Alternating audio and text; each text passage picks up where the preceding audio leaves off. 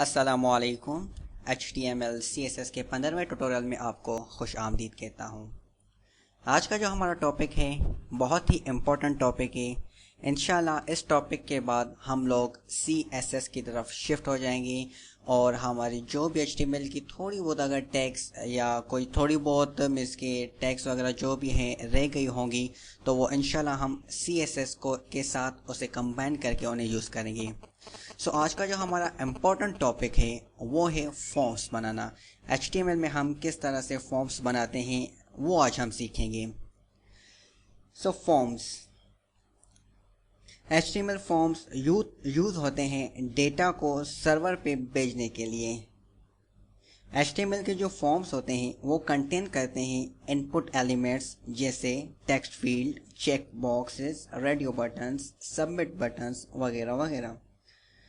और HTML forms में select, list, text area, field set, legend और लेबल एलिमेंट्स भी होते हैं। सो फॉर्म्स की जो टैग है वो है फॉर्म खुद ही। अक्सर आप लोगों ने वेबसाइट्स पे देखा होगा, वहाँ पर होता है कॉन्टैक्ट अस, या आपने अगर फेसबुक का अगर आपको अकाउंट बनाना हो तो वहाँ भी आप एक फॉर्म फिल करते हैं जहाँ पर first name, last name, user name, password, gender वगैरह वगैरह आपको लिखना होता है। तो आज हम अपना एक फॉर्म बनाएंगे, अपनी वेबसाइट या अपने पेज के लिए एक फॉर्म बनाएंगे जिसमें ये सारी चीज़ें हम देंगे। सो फॉर्म के अंदर हम इनपुट एलिमेंट के साथ खेलते हैं, जैसे इनपुट एलिमेंट टेक्स्ट फील्ड हो गया, पासवर्ड हो गया और वगैरह वगैरह, चेक बॉक्सेस हो गए। तो इनपुट में क्या होता है कि हम टेक्स्ट फील्ड, चेक बॉक्स वगैरह के ज़रिए यूज़र से इनपुट लेते हैं। तो सबसे पहले हम एक टेक्स्ट फील्ड बनाते हैं नेम के लिए।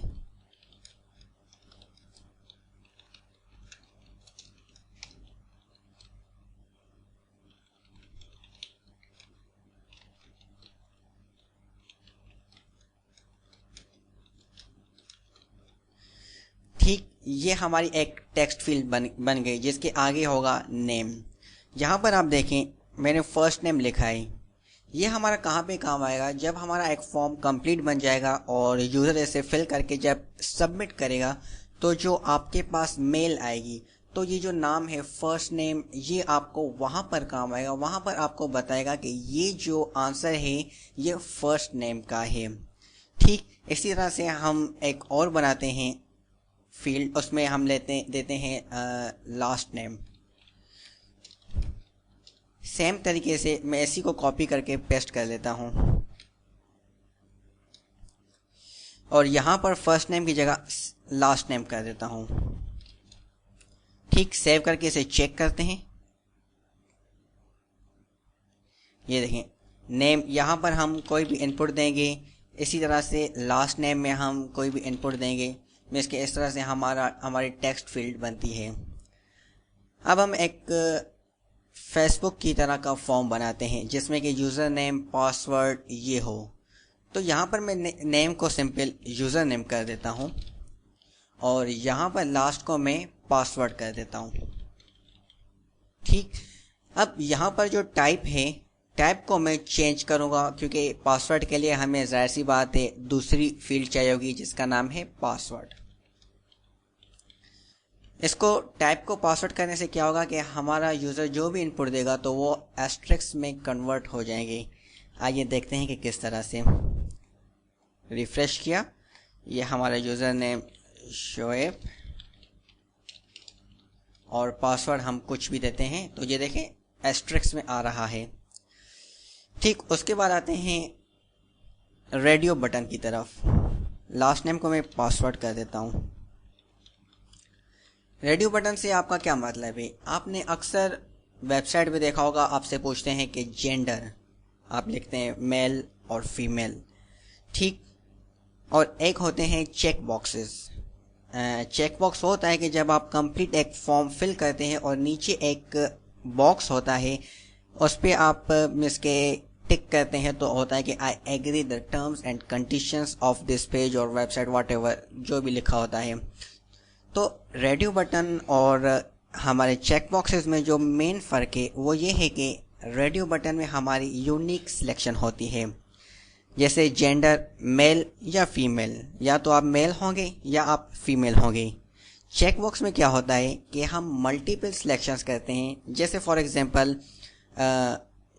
एक सवाल है योर फेवरेट फ्रूट्स, ठीक, तो नीचे ऑप्शन होते हैं मैंगो, बनाना, एप्पल, एसेट्रा एसेट्रा। तो जाहिर सी बात है एक इंसान के कई जो है ना फेवरेट होते हैं फ्रूट्स, तो वहाँ पर वो उसे बनाना भी कर सकता है, एप्पल भी कर सकता है, चाहे तो वो सारों को टिक कर सकता है। मीन्स के ये कि सिंपल वर्ड्स में मैं ये कहूँगा कि रेडियो बटन में यूनिक सिलेक्शन होती है और चेक बॉक्सेस में हमारी मल्टीपल सिलेक्शन होती है। तो आइए देखते हैं कि रेडियो बटन किस तरह से बनाते हैं। बिल्कुल इजी है। फॉर एग्जांपल मैं जेंडर के लिए बना रहा हूँ, तो पहले मैं लिखता हूँ मेल, ठीक। उसके बाद अंदर अब हम इनपुट एक देंगे, उसमें जो टाइप है वो हम देंगे रेडियो, ठीक। और इसमें जो है नेम हम देंगे मेल, और वैल्यू हम कर देते हैं जेंडर, और दूसरा बनाते हैं फीमेल के लिए। इसी को मैं कॉपी करके पेस्ट कर रहा हूँ नीचे। सिंपल यहाँ पर मेल की जगह मैं फीमेल करता हूँ। ये देखिए वैल्यू हमारी सेम है, क्योंकि अगर वैल्यू हमारी सेम नहीं होगी तो आप यहाँ पर मीन्स के दो अलग हमारे रेडियो बटन होंगे, तो फिर आप अगर इनको चेंज करेंगे तो आप दोनों पे अगर क्लिक करेंगे तो दोनों हमारे सिलेक्ट हो जाएंगे, जबकि हमें ये नहीं चाहिए। हमें एक ही चाहिए, मीन्स के सिंगल यूनिक सिलेक्शन चाहिए, इसलिए हमने वैल्यू दोनों की सेम रखी है, नेम हमने चेंज कर दिए हैं। ये चीज़ आप गौर करें। आइए देखते हैं कि ये किस तरह से हमें शो होते हैं। ये देखें मेल और फीमेल। ओह ये क्या हुआ, एक्नेट वैल्यू जेंडर, ठीक, यहाँ तो सब कुछ ठीक है।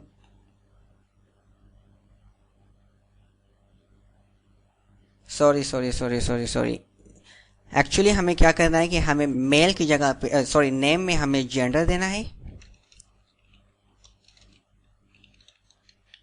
एंड यहाँ भी हम जेंडर देंगे क्योंकि नाम सेम होना चाहिए, वैल्यू हमारी डिफरेंट होगी, मेल एंड फीमेल। सो वही कंसेप्ट है, बस सिंपल हमने क्या चेंज किया, वैल्यू की जगह मेल एंड फीमेल लिखा, नेम की जगह जेंडर्स लिख लिया। आइए सेव करके चेक करते हैं इसे। ये देखें मेल और फीमेल, मेल और फीमेल, कोई भी आप एक सेलेक्ट करेंगे। अब आइए चलते हैं हमारे चेक बॉक्सेस की तरफ। चेक बॉक्सेस भी बिल्कुल सेम तरीके से बनते हैं, सिर्फ हमें टाइप चेंज करनी होती है। सो यहाँ पर हम एक सवाल लिखते हैं,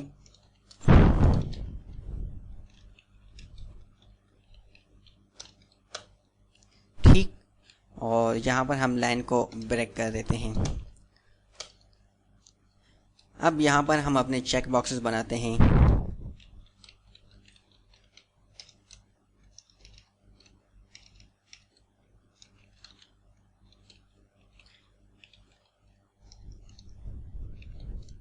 नेम हम फ्रूट रखेंगे सबका, और टाइप हमारी चेक बॉक्स होगी। जो चेंजिंग आएगी वो सिर्फ और सिर्फ वैल्यू में होगी। मैं इसी को कॉपी करके नीचे पेस्ट करता हूँ। यहाँ पर हमारा एप्पल आएगा, यहाँ पर बनाना, यहाँ वैल्यू भी हम चेंज करेंगे।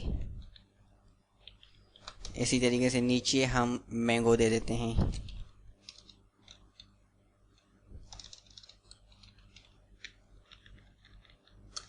ठीक, सेव करके इसे चेक करते हैं। एक मिनट, मैं यहाँ से लाइन को ब्रेक कर देता हूँ ताकि हमें क्लियरली नज़र आए। ये लिखा हुआ योर फेवरेट फ्रूट। अब आप यहाँ पे मल्टीपल मीन्स के सिलेक्शन सेलेक्ट कर सकते हैं या आप सिंगल करें, इट्स अप टू यू। ठीक, उसके बाद फाइनली हमारा क्या होता है, सबमिट बटन। तो सबमिट बटन के लिए क्या होगा, सिंपल हम देंगे इनपुट, टाइप और सबमिट, और नेम हम इसका दे देते हैं सबमिट। सेव करके इसे चेक करते हैं। ये देखिए हमारा सबमिट बटन भी बन गया।